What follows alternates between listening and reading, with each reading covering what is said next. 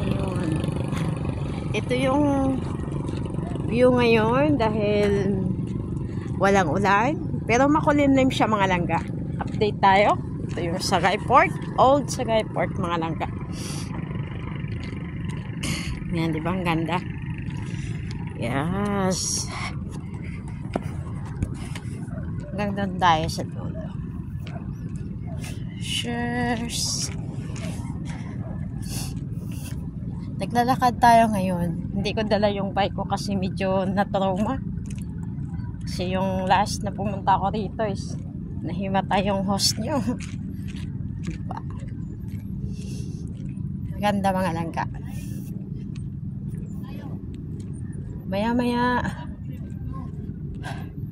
doon tayo sa tinatawag natin na pagsalubong sa ating mga kaibigan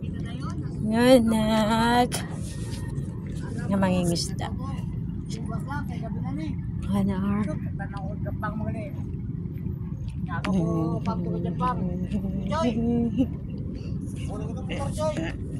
Yan.